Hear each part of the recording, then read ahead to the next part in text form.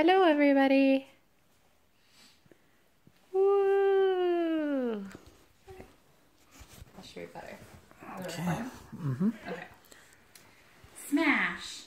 Tire screeching, windows shattering, children screaming. If you're like me, these are the sounds you could go the rest of your life without hearing. A car crash.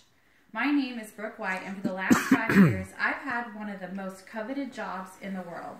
I'm the mommy to two of the most adorable kiddos, and they've been in car seats since the day we brought them home from the hospital. This is what makes me credible to talk about our topic today.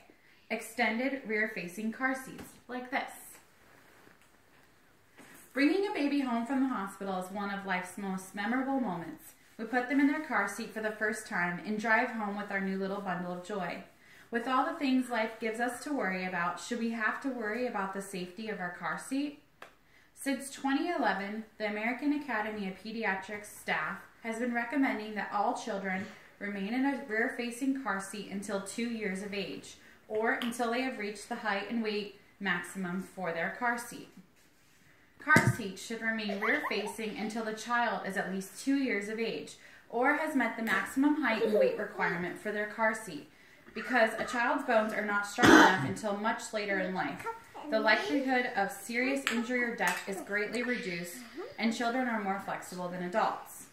Children are one of life's greatest blessings, but we have a duty to keep them safe.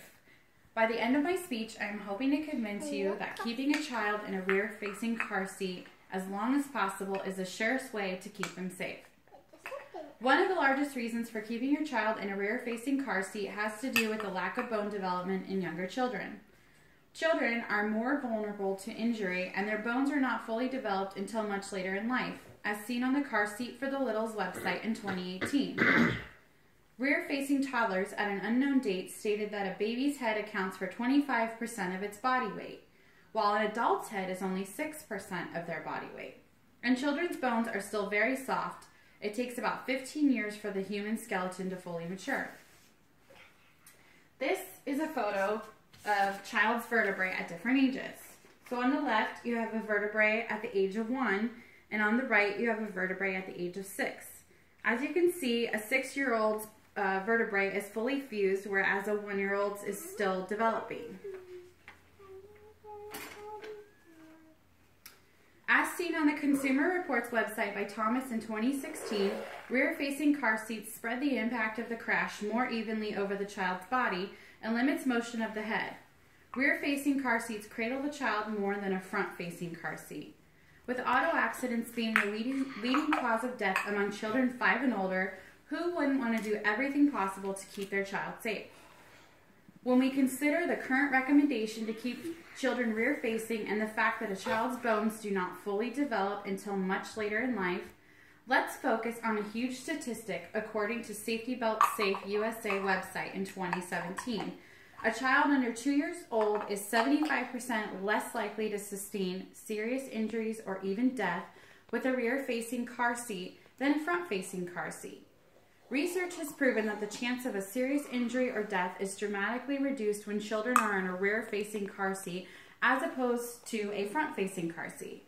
In a crash at 50 kilometers per hour, the neck of a forward-facing child is subjected to loads of 180 to 300 kilograms, whereas in order for a child to avoid injury, those loads should never exceed 130 kilograms. In a rear-facing seat, the neck loads are only 40 to 80 kilograms. Internal decapitation is far more likely in a car accident where the child is forward-facing because the amount of load the neck is subjected to is greatly increased. In the case of a car accident, the force of the impact throws the head and arms forward while keeping the torso in place with the 5-point harness. Something as small as a 1/4 inch of movement in the neck is enough to internally decapitate a child. The force of the impact can create up to 2 inches of separation between the neck and spine. When a child is rear-facing, the neck and head do not take the brunt of the impact the way it does when a child is facing forward. It is shown that the benefits of a rear-facing seat do not end at 2 years of age. Children 2 years and older are also considered safer in a rear-facing seat. Although the AAP does not have specific recommendations for children over 24 months, It has been shown that children even older will continue to benefit from a rear-facing car seat for as long as this is a feasible option. Now that we have talked about the slow bone development of children and the reduced risk of injury and death in rear-facing car seats, let's look at the concern most parents have that sitting backwards will cause added discomfort for their child. Children are flexible, thus busting the myth that as children get older, they will be scrunched in a rear-facing car seat. Children are far more flexible than adults and are used to sitting in positions adults would find uncomfortable. Many parents worry that rear-facing car seats can cause leg discomfort or abnormal hip development in the child. According to Amy, from the Safe Ride for Kids website in 2018, there isn't one documented case of a child's legs or hips being injured because they were rear-facing. In fact, studies show that front-facing seats pose more risk of leg injuries than do their rear-facing counterparts. At the age of 4 years old, my daughter has been caught sleeping in what I would consider to be some very uncomfortable positions. Her head would be tilted to one side of her body, and her body would be going the complete opposite direction. So we nicknamed her the pretzel due to her wonky sleeping positions. Although the law states an infant must be in a rear-facing car seat for the first year and 20 pounds, the evidence is strong to support the decision to keep your child rear-facing for as long as possible. Rear-facing car seats are safest because a child's bones are not developed for many years. The risk of injury and or death is greatly reduced, and children are highly flexible and don't mind bending their legs in different positions. As stated earlier, having a child can be such an exciting experience, but keeping them safe is a big responsibility. Although rear-facing car seats are just a recommendation after the age of 1, evidence has shown that keeping our children facing backward longer is not only suggested, but highly encouraged.